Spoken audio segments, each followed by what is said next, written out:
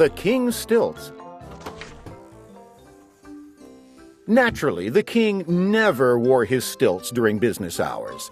When King Bertram worked, he really worked, and his stilts stood forgotten in the tall stilt closet in the castle's front hallway.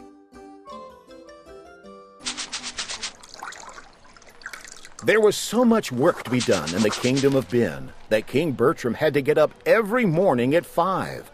Long before the townsfolk and the farmers were awake, the king was splashing away in his bath. It was right there, in fact, that his day's work began. With his left hand, he could bathe with his royal bath brush. But his right hand, he always had to keep dry for signing the important papers of state. Eric, his page boy, brought in these papers on a big silver tray. He stood at attention at the foot of the tub, while old Lord Droon took the papers one by one and held them over the water for His Majesty to sign. "Sign here, sign there," old Droon would say. "And hurry, sire, hurry! There are hundreds more to come." It was just the same at breakfast.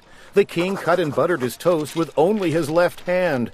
With his right, he kept signing royal orders and commands. By 7 every morning, the king had always finished more business than most kings do in a month. He had to get all this done before 7, for that was the hour when his big work commenced. The most difficult and important work in the whole kingdom of Ben.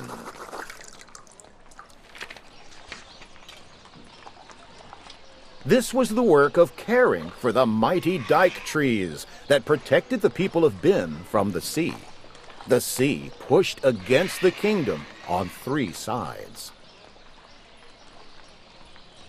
The kingdom was a low one. The sea was a high one. And only the dike trees kept the sea from pouring in. They grew so close together in a row along the shore that they held back the water with their heavy knotted roots. But to keep those trees strong and sturdy was not an easy task. They were more spicy than pine trees, and their roots were very tasty to a certain sort of bird. This was a kind of giant blackbird with a sharp and pointed beak. Nizzards, they were called by the people of Ben. These nizzards were always flying about over the dike trees, waiting for a chance to swoop down and peck. If nobody stopped them, the roots would soon give way. Then the sea would pour in with a terrible roar, and every last soul in the kingdom would drown.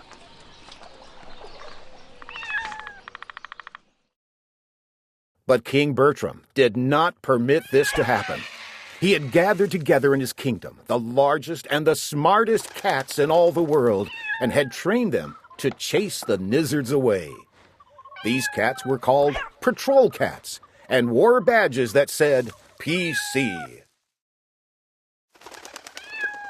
"Everything in Ben," said King Bertram, "depends on our patrol cats. They are more important than our army, our navy, and our fire department too, for they keep the nizzards away from the dike trees, and the dike trees keep the ocean back out of our land."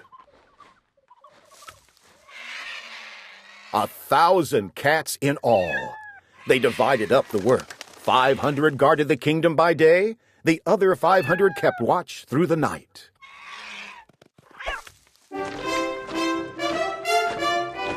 At 7 every morning came the changing of the cat guard. At the sound of a trumpet, the king left his breakfast and mounted his horse for the daily review. Fresh, brisk, and well-fed, the 500 day cats marched past him toward the dike trees to take up their watch. At the same time, the night cats, muddy, tired, and hungry, headed home to their kennels for their 12 hours rest. There was rest for the cats. There was none for the king. It took every minute of his morning to see that they were given the very best of care. The huts that they slept in must be kept clean and tidy. Each cat must be brushed and his whiskers trimmed just so. The cat kitchen was even bigger and grander than the king's, and the cooks who did the cooking were the chief cooks in the land.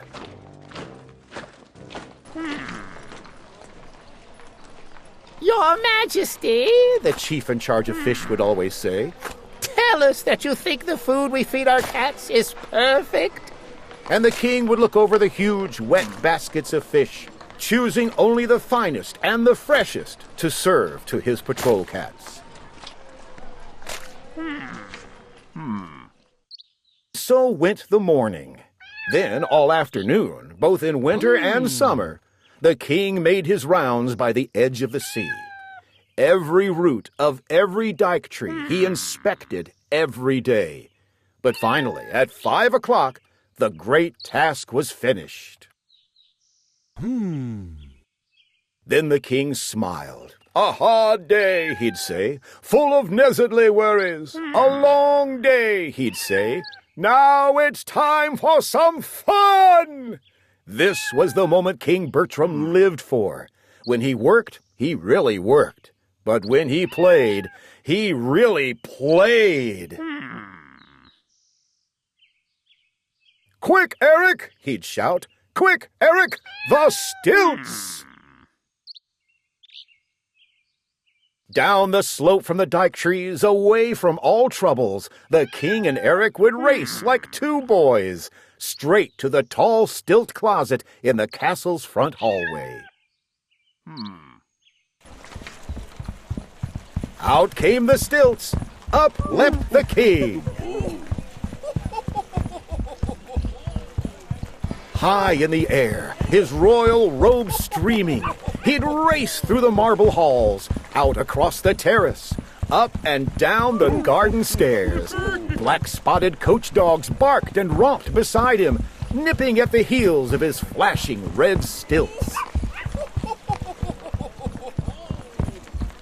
The townsfolk looked on from the walls and just loved it. "A grown-up king on stilts," they'd say, "does look rather strange, but it's hard work being king, and he does his work well. If he wants to have a bit of fun, sure, let him have it."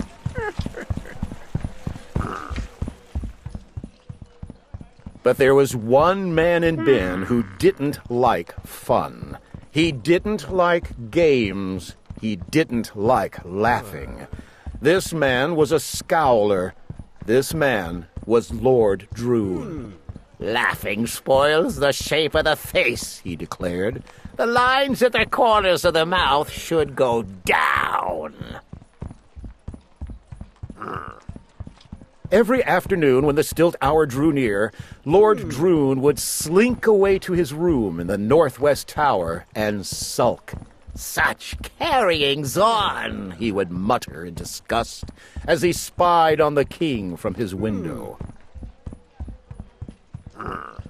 "Look at his crown, bouncing up and down on the side of his head.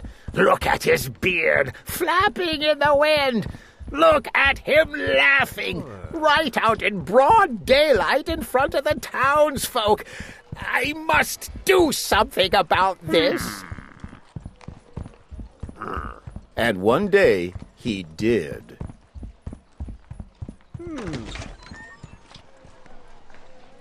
One Wednesday, just before supper, when he thought the king was out, Lord Droon tiptoed down to the front hall. The guards at their posts were dozing. Without the smallest sound on the hard stone floor, Droon crept to the stilt closet, pulled back the ancient door, and reached in. It took only a second. He had the king's stilts. He unbuttoned the top of his long robe and shoved them down inside. Then he sneaked past the guards again and slipped through the door.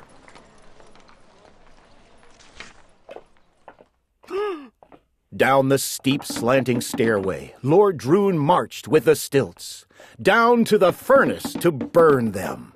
"This is the end of the king's foolish stilt walking," he mumbled to himself. Then suddenly, from around the bend of the stairs below, came the sound of happy whistling. The king! Lord Droon stopped still, almost frozen with fright. He tugged and pulled at his long flowing gown, struggling to cover the stilts. But he couldn't. The ends were too long and stuck out. "Droon! Droon!" gasped Lord Droon. "You'll be caught!" He turned and fled back up the stairway. Nearer and nearer came the king. But Droon couldn't climb any faster. The stilts clattered, they banged and spanked against his knees. He looked up and saw a window. Stepping up to it quickly, he poked his head out. He looked down into an alley. A small boy was passing. It was Eric, the page boy. "Psst! You! Lord Droon hissed in a hoarse, nervous whisper. Eric looked up, astonished. "Yes, sir?" He bowed politely. "Take these stilts," commanded Lord Droon. "Take them away. Bury them deep where no one can ever find them. Bury them up by the sea, by the dike trees." Lord Droon flung the stilts from the window. The king's stilts? Bury them? Eric didn't know what to think. "It will spoil all His Majesty's fun," he stammered. "You're impudent," said Lord Droon harshly. "I said bury those stilts. What's more, young man, don't you ever come back, or I'll have you locked up. I'll have no impudent boy around this castle." "But I'm the king's own page boy," gasped Eric, hardly able to understand this dreadful command. "You were the king's own page boy," snapped Lord Droon. He pulled in his head and slammed down the window.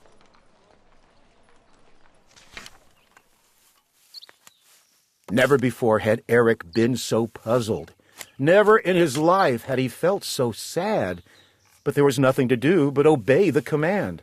He picked up the stilts and walked straight toward the road that led to the sea. It was the hour that the townsfolk were all having supper. Nobody saw him dig the deep hole. Nobody saw him bury the stilts.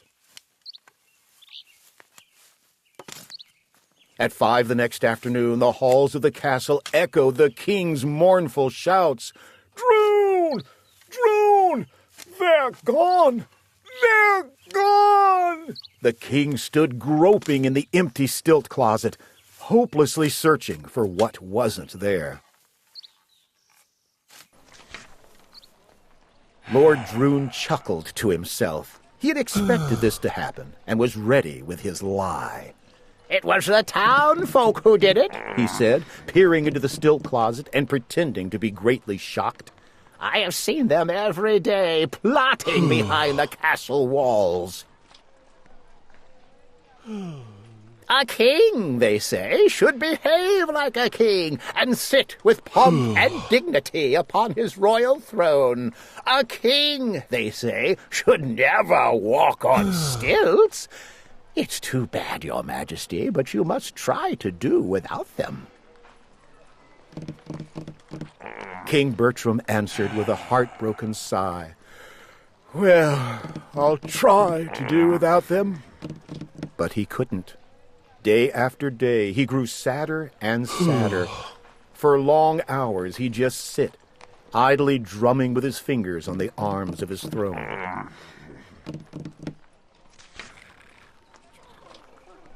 He couldn't keep his mind on his work. His commands to the patrol cats sounded feeble and faint. The cats seemed to know it and wouldn't obey. Day by day, they grew lazier and lazier. Uncombed and unbrushed, they slept most of the day and grew fat.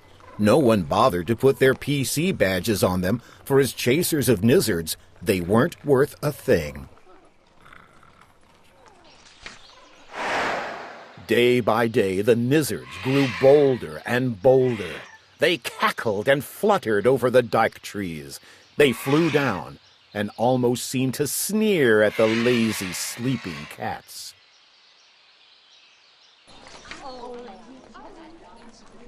The townsfolk began to feel frightened. Housewives couldn't keep their minds on their housework. They heard nizzards flapping over their rooftops and poked their heads out for a look. If the cats don't keep those nizzards away from our dyke trees, They asked one another. what will keep the ocean back out of our land? Bootmakers couldn't keep their minds on their boots. Goldsmiths couldn't keep their minds on their gold.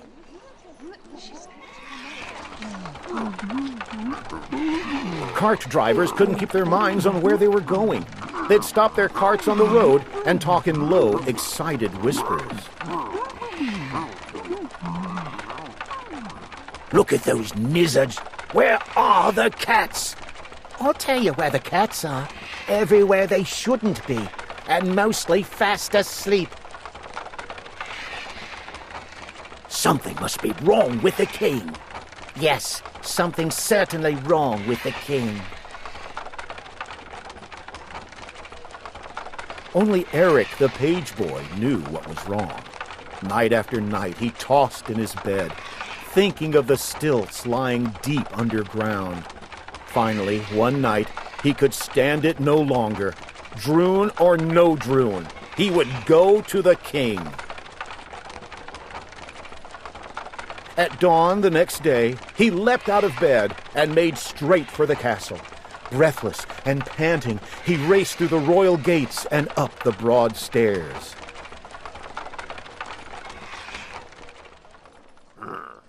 The king was strolling sadly on the terrace, with Lord Droon and 2 guards. Eric rushed up. He must tell the king. Droon or no Droon, he was going to tell. But Lord Droon saw him coming and stepped quickly forward. Impudent boy, what are you doing here? Before Eric could answer and push past him to the king, Lord Droon had grabbed him. He looked at Eric sharply, and suddenly the corners of his mouth turned up in a grin, a shrewd, evil grin. Your face, He said. What's wrong with your face? My face, said Eric. He rubbed his hand over his forehead. It was merely hot and moist from running. Nothing at all is wrong with my face. It's red, said Lord Droon, with the sly look he always had when he lied. It's awfully, awfully red. Measles! He shouted. Oh, guards! Take him away! Lock him up! I haven't measles any more than you have, shouted Eric. It's a trick, a nasty, Droonish trick. Let me talk to the king. But they dragged poor Eric, fighting and kicking, away from the king and down the castle stairs. 5 minutes later, Eric found himself locked up in an old deserted house on the edge of the town. From his second-story window, he could see the 2 guards, spears crossed, just below him, barring the door. Through the roof, he could hear the noises of the nizzards. Their beaks were hard as iron and scratched through the air. Eric shuddered. There must be a way to escape. Round and round the room he paced, thinking and thinking. He went to the window and looked down again. Then he whistled softly. He had an idea. Very quickly, Eric slipped off his belt. He pushed the end through the buckle and made a lasso. Then he leaned from the window and aimed for the spear points. He dropped the loop. It caught. He jerked the belt tight and tied a quick knot. "Look, guards, look!" shouted Eric as he jumped up on the windowsill. "Your spears are tied together!" If the guards had dropped their spears, they could have caught him in a second. But they didn't. They just yelled at each other and yanked and tugged, stupidly trying to pull the spears apart. By the time they finally had them untied, Eric had sprung to the tree outside his window, slid down the trunk, and quietly escaped. Eric ran through backyards and alleyways to escape the angry guards. The streets were deserted. No people at all. They were all at home, trembling with their window shades pulled down. The air was full of the chittering and the chattering of nizzards. They were cutting through the clouds like flying black knives, flying nearer, flying lower, down to earth to eat the dike tree roots, soon to let the sea pour in. Eric ran. He turned a corner. He stopped and stared with horror. Flowing gently toward him down the sloping alley came a little trickling stream. "Water," he whispered hoarsely. He dipped in his finger. It tasted of salt. Sea water! One dike tree must already have been eaten clean through. "Not a second to lose," gasped Eric. "I must dig up the stilts." Up the hill to the dike trees where the king's stilts lay buried, right into the very thick of the nizzards. They flapped and screeched about him. They hissed as he dug. "Grits, grits," snarled the nizzards. "Grits to you," snapped back Eric, furiously pelting them with fists full of mud. The harder they fought him, the faster he dug. His fingers touched the stilts at last. He pulled them from the ground. Stilts bouncing on his shoulder, again Eric ran. The road to the castle took him back through the town. The streets were still deserted.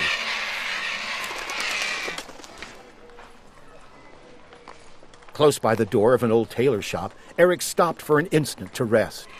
The stilts had begun to hurt his shoulder. "Those two stupid guards," he thought. "I wonder where they are." He found out all too soon. From around the corner, at his very elbow, suddenly bellowed the angry voice of old Lord Droon. "You guards! Guards indeed! To let a little pipsqueak of a boy tie up your spears! Dunderheads! Search every street. Search every house." Eric heard the clatter of their heavy hobnailed boots. No time to run, nowhere to hide. Wait! Those clothes in the tailor shop. Eric ducked inside.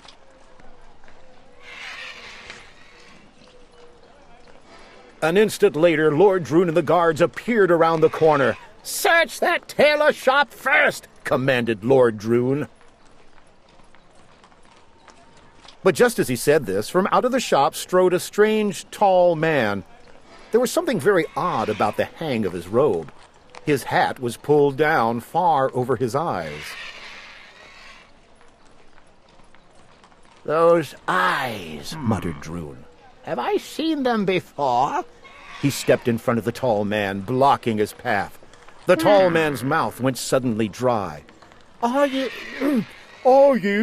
he stammered hoarsely, "are you by any chance seeking a small boy with no belt?" "Which way?" shouted the guards. "Which way did he go?" "That way," said Eric, and he nodded toward the sea. With a clatter of hobnails, the two guards were off, Lord Droon sputtering and scolding along behind them. "No time to shrink down to a boy again," thought Eric. "I'll have to stay a tall man." On to the castle, Eric raced in his disguise, over fences and thickets, through orchards and fields of corn. Everywhere he saw patrol cats, useless and limp, fast asleep on haystacks, dozing in the trees. Then suddenly, just ahead, he saw the king. He was sitting on a little pile of stones just outside the castle gate. His robe wasn't pressed, his crown wasn't shined, and he had deep, sad circles under both of his eyes. "Your Majesty! Your Majesty!" shouted Eric as he clattered up behind him. The king paid no attention.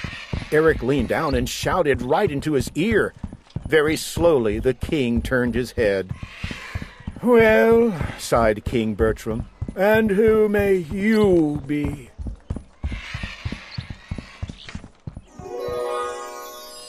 "I'm Eric!" cried Eric. He let the robe that was covering him drop to the ground. The king's own red stilts flashed bright in the sun. Down from the stilts leapt Eric, the page boy. Up onto the stilts sprang Bertram, the king. He drew a great kingly breath, the first one in weeks. His head shot up high, his chest broadened wide. Bertram of Ben was sturdy, straight and strong again, and every inch a king. Punch Roll Cats! It was the loudest command ever shouted in Ben. The king's voice seemed to roll up from deep in his boots. It echoed down the valleys. It rumbled through the hills. From wherever they had wandered, the cats heard the call. They fell in line. They fell in step. They marched ahead, 1,000 strong. Up the hill to the dike trees, they followed Eric and the king. Day cats to the left flank, night cats to the right. Charge! The king shouted.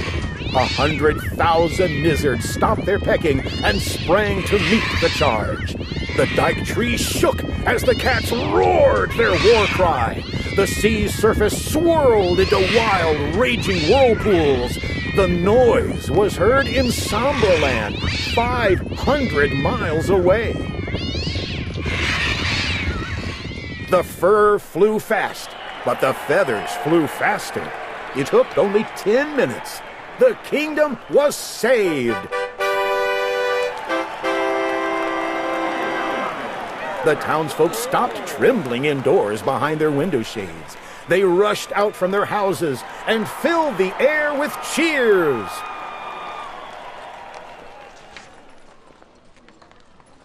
Then the king punished Droon in a most fitting way. He sent him to live by himself with a guard of patrol cats in that old deserted house with the sign that said, "Measles." And he made him eat nizzards 3 times every day. Stewed nizzards for breakfast, cold nizzards for lunch, fried nizzards for supper, and every other Thursday they served him nizzard hash.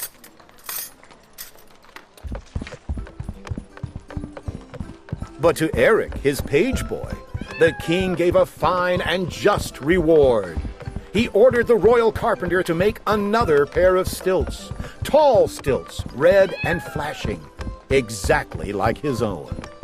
From then on, every day at 5, they always raced on stilts together. And when they played, they really played. And when they worked, they really worked. And the cats kept the nizzards away from the dike trees. And the dike trees kept the water back out of the land.